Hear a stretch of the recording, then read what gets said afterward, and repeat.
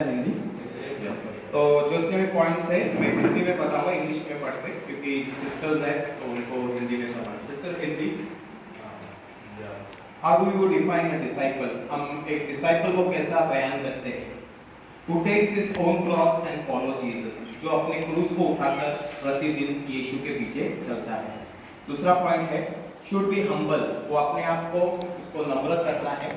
Denying himself and taking the cross and following Jesus, अपनी इच्छा को मारकर प्रभु के पीछे चलना है। थर्ड पॉइंट है willingness to learn, उसके अंदर इच्छा होनी चाहिए सीखने के लिए। एक डिसाइपल का डेफिनेशन है कि वो उत्साहित होना चाहिए सीखने के लिए।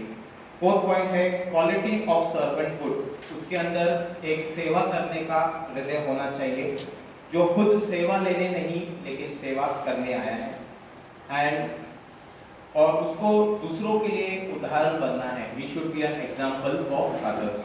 Okay, second question, how disciple making is more than just Bible study and fellowship?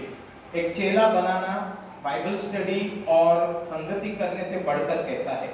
First point है Bible study and fellowship is theory. Bible study और जो संगति करना है सिर्फ थियरी है, but disciple making is practical and ongoing process. चेला बनाना जो है वो प्रैक्टिकल होना है और निरंतर अंत तक वो चलना है। जैसे सर ने एग्जांपल दिया फुटबॉल का, जैसे व्यक्ति फुटबॉल सीखता है उसको सीखते रहना पड़ता है जब तक वो गोल ना मारे। उसके बाद Bible study and fellowship is encouraging, Bible study और संगति करना एनकरेजिंग है, प्रोत्साहित करना है। whereas discipleship is sacrificial, चेला बनाना जो है वो खुद का इनकार करना, बलिदान देना है। Disciple making is the output and the result of Bible study and fellowship. जो भी हम बाइबल स्टडी और फेलोशिप करते हैं उसका परिणाम जो है वो चेला बनाता है। Third question, how we can use friendship method to make disciple, especially among young people? खास करके जवान लोगों में हम कैसे दोस्ती करके उनको प्रभु का चेला बना सकते हैं? Call them over for an occasion like birthday or Christmas and share the gospel with them. जन्मदिन हो या क्रिसमस हो, उस दिन अपने घर पर बुलाओ, कुछ छोटा सा फंक्शन करो और प्रभु यीशु मसीह का सुसमाचार उनके साथ बांटो। Ask them about their personal problem, उनसे पूछो कि आपका व्यक्तिगत समस्या क्या है। And challenges being involved in the life, उनके जीवन में क्या क्या चुनौती को वो सामना करते हैं, वो आप उनको पूछकर उनके लिए जो है आप प्रार्थना कर सकते हैं। थर्ड पॉइंट है send daily encouraging message on WhatsApp ना, जो भी हमारे फ्रेंड सर्कल से यंग खास करके जवानों में हम एक छोटा सा एनकरेज मैसेज उनको जो है डेली हम लोग व्हाट्सएप पर हम भेज सकते हैं। Fourth question, what are the setbacks you are facing in disciple making? आपको चेले बनाने में क्या क्या रुकावटें आती है? फर्स्ट, लैक ऑफ टाइम, लोगों के पास समय नहीं है, बहुत बिजी है, specially in the metro cities, busy with the city life, जो भी उनका शहर में ट्रैवलिंग है, काम है, पढ़ाई, स्कूल, उसमें बिजी है। सेकेंड थिंग, फैमिली प्रॉब्लम, पारिवारिक समस्या। Third point, persecution and opposition, सताव के कारण जो है बहुत बार हम चेले नहीं बना सकते, खास कर उन लोगों के लिए जिनके फैमिली में एक ही मेंबर विश्वासी होता है, घर में सब अविश्वासी रहते हैं, तो उनको प्रभु में लाना जो है वो चेला बनाना थोड़ा कठिन होता है। Next point, fifth question, what are your God's given talent and how you plan to use them to influence others for Christ? प्रभु ने हमको क्या टैलेंट दिया है और इन टैलेंटों से हम कैसे उनको प्रभु के बारे में बता सकते हैं? First point, through praise and worship ना, जैसे सिस्टर जो है वो गिटार बजाती है, तो उन्होंने कहा कि प्रेज एंड वर्शिप के थ्रू अपने फ्रेंड्स को जमा करके मैं गीत गाकर उनको मैं प्रभु का सुसमाचार दे सकते हैं। Through prayers and gospel sharing, प्रार्थना के द्वारा और सुसमाचार देने के द्वारा जो है हम उनको प्रभु के बारे में बता सकते हैं। और third point, social work for needy in a society, हमारे समाज में जो लोग जरूरतमंद हैं उनके लिए सोशल वर्क कर सकते हैं। जैसे कि एग्जांपल ऑर्फनेज प्रोग्राम, ऑर्फनेज में जाकर जो है छोटे बच्चों को हम प्रभु का गॉस्पेल दे सकते हैं। तो इन सभी कामों के द्वारा जो है हम चेले बना सकते हैं। Thank you.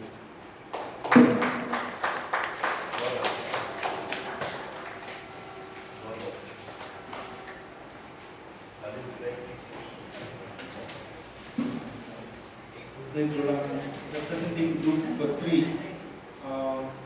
So the first one is, how do you define a disciple? So a disciple is a person in process who learns from his master to be like Christ. So the chief end is like to be like Christ. Like one is self-denial, taking the cross. So these are the definitions of disciple. And the second question, how disciple making is more than just Bible study and fellowship. So Bible study and fellowship we start, but our availability would be less. So we have to live closely with the people being discipled. So we have to be very close with them. Like we need to relocate ourselves and live very closely with them. And like we need to show them the servanthood, being humble, so that they can observe us for our actions. And we need to have a sacrificial life and teach the people to follow Christ and deny themselves. And we need to have a long-term association with them so that we can be available for their observations, and they can observe our priorities and our actions which are visible to them, transparent to them. And so by using the long-term connectivity, we can mentor them. Okay, the third question is, how can we use friendship method to make disciples, especially among young people? One is inviting them for family events to build relationship, and we can serve them so that we create an opportunity, and helping them in their sufferings and challenges, and being available during their crisis. And the fourth one is, what are the setbacks you are facing in disciple making? So our own failures, like unregenerated areas in our life, it becomes a hindrance.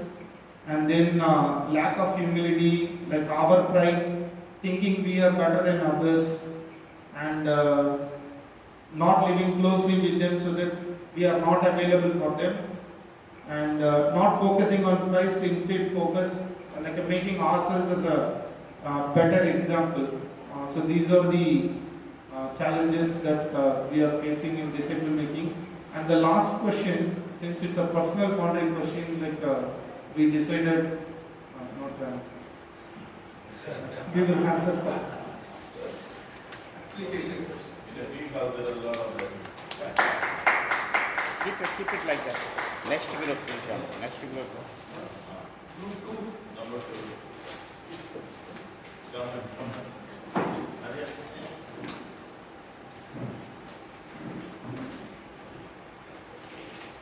Switch on the mic. Switch on. It is on. It is on.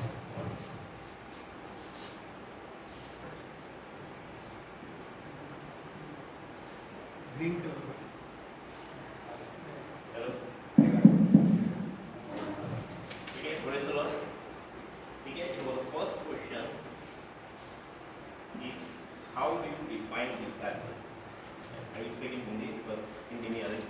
How do you define disciple? तो disciple actually disciple के लिए हमें it come from Jesus, for Jesus and with Jesus. सब कुछ Jesus के लिए है. जैसे जीसस वर्क छोड़ के पृथ्वी पे आया, उसी तरह उसने सब कुछ सैक्रिफाइस किया था, उसी तरह हमें भी सैक्रिफाइस किया है. हमको खुद को डिनाई करना है, हमारे सारे प्रॉब्लम्स हमें बाजू रखना है और बाकी के लोगों के प्रॉब्लम्स को सॉल्व करने हैं. और उसके लिए फर्स्ट ऑफ ऑल हमें वर्ड्स पे होना बहुत ज़रूरी है. अगर वर्ड्स हमारे पास है तो ही हम डिसाइपलशिप कर सकते हैं. डिसाइपल हम कैसे बनेंगे उनको?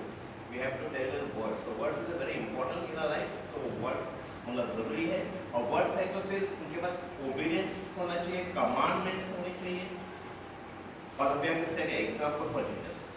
So this is the first point. Second point है अपना कि how disciple making is more than just Bible study and fellowship.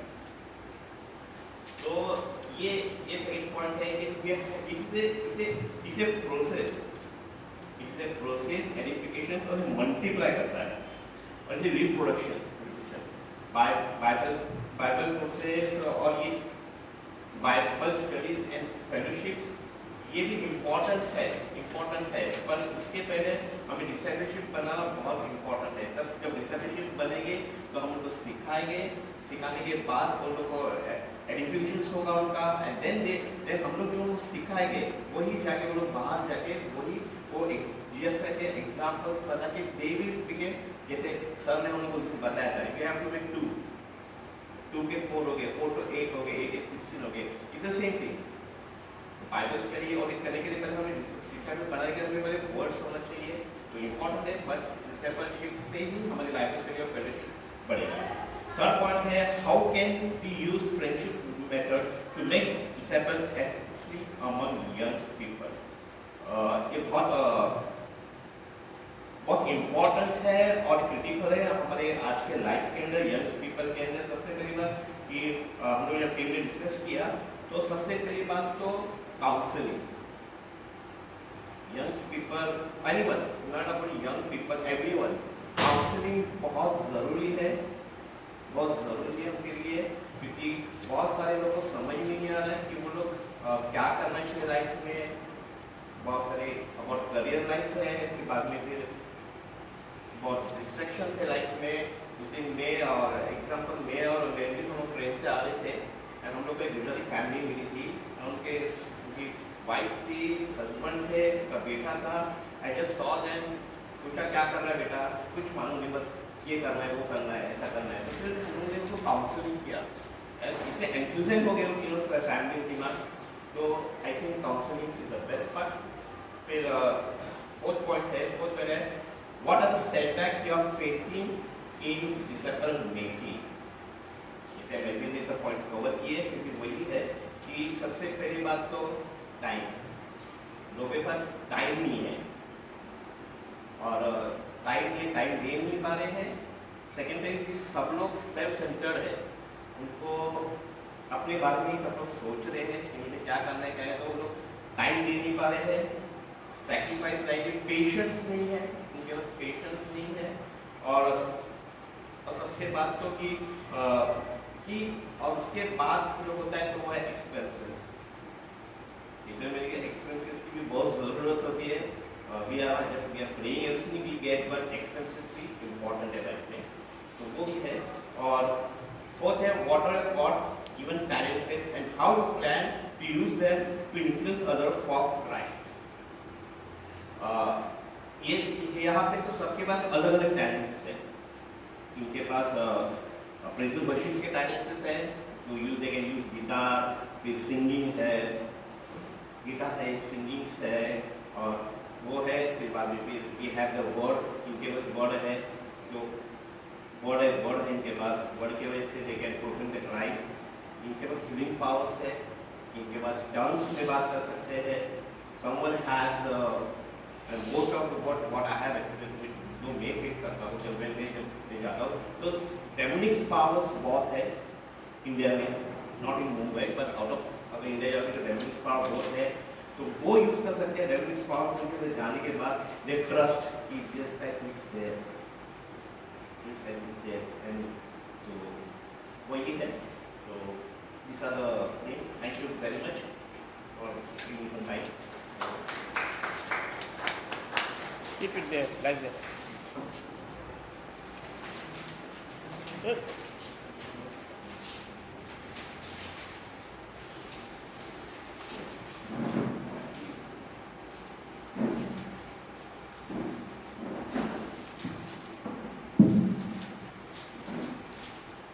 मैं गुजराती हिंदी मिक्स कर देती हूँ।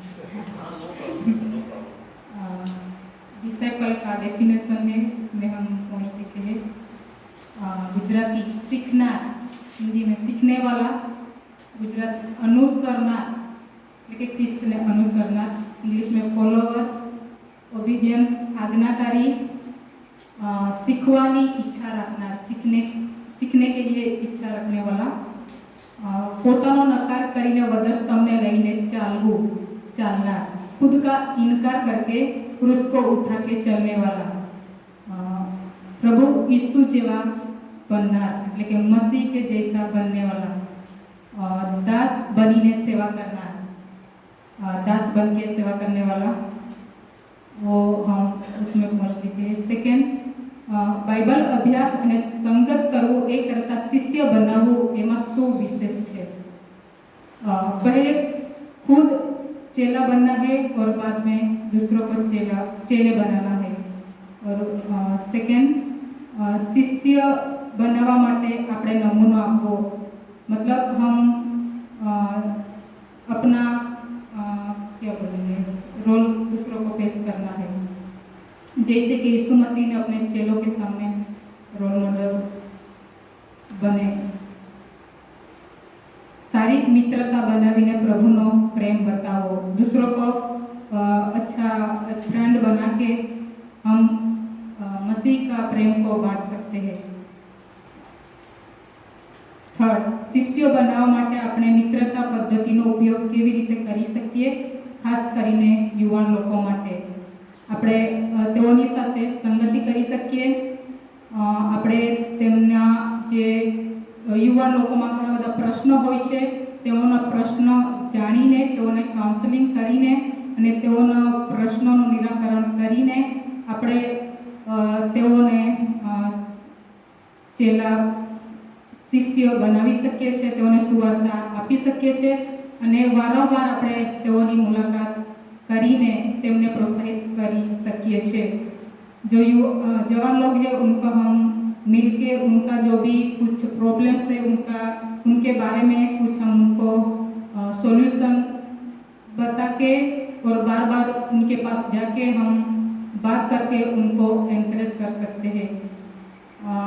शिष्य निर्माणમાં કયા અવરોધોનો સામનો કરી રહ્યા છે? આપણે ઘણી વખત આપણું પોતાના જીવનની વિચારસરણી એટલે કે મારું જીવન જ હું એવું જીવું છું તો બીજાને હું કઈ રીતે નમૂનો આપી શકું એવું આપણે જાતે વિચારી લઈએ છીએ અને ઘણી વખત આપણાને સતાવણીની બીક હોય, જો હું બીજાને શિષ્ય બનાવીશ તો બીજા લોકો મારા વિશે શું કહેશે, એટલે એ ડર પણ આપણા જીવનની અંદર અવરોધરૂપ છે। આપણું પોતાનું અંગત જીવન અવરોધરૂપ બની શકે છે અને હાલના સમયમાં આપણે જોઈએ છે તો વધુ પડતા શિક્ષણ અને જ્ઞાન હોવાને લીધે લોકો ઘમંડી બનીને જીવા માંગે છે, તેઓ પોતાને નમ્ર કરવા માંગતા નથી, તેઓ શિષ્યો બનાવવા માંગતા નથી। એના કારણે ઘણા બધા અવરોધો આવી શકે છે। ઈશ્વરે આપેલા તાલંતો શું છે અને તમે તેનો ઉપયોગ ખ્રિસ્ત માટે અન્યને પ્રભાવિત કરવા માટે કેવી યોજનાઓ બનાવો છો? તો બીજાઓને ધીરજથી સાંભળવા। ઘણી વખત એવા ઘણા બધા લોકો હોય છે કે જેઓની પાસે ઘણા બધા પ્રશ્નો હોય, સમસ્યાઓ હોય, પરંતુ તેઓને કોઈ સાંભળવા માંગતું નથી। પરંતુ જો આપણી પાસે એવું તાલંત હોય કે આપણે બીજાને ધીરજથી સાંભળી શકીએ તો એ વ્યક્તિને આપણે ધીરજથી સાંભળીને એની દુઃખ નિરાશા એને જો આપણે સમજી શકીશું ને એ વ્યક્તિને આપણે સુવાર્તા આપીશું તો એ વ્યક્તિ ચેલો શિષ્ય બની શકે છે અને એમને આપણે કાઉન્સેલિંગ કરવાનું જો આપણી પાસે તાલંત હોય તો આપણે એમને કાઉન્સેલિંગ કરીને શિષ્ય બનાવી શકીએ છીએ અને જો આપણી પાસે પ્રાર્થના કરવાનું તાલંત છે તો આપણે એવા લોકો માટે પ્રાર્થના કરી શકીએ છીએ, જેઓને જરૂરી છે એવા વ્યક્તિઓ માટે પ્રાર્થના કરીને તેઓને આપણે શિષ્ય બનાવી શકીએ છીએ, ખ્રિસ્તની પાસે આપણે લાવી શકીએ છીએ અને બીજાને આપણા ઘરે ચા પીવા માટે ઇન્વાઇટ કરીને આપણે તેને શિષ્ય બનાવી શકીએ છીએ। તેની સાથે આપણે પ્રભુની સુવાર્તા આપીને વાતચીત કરી શકીએ છીએ।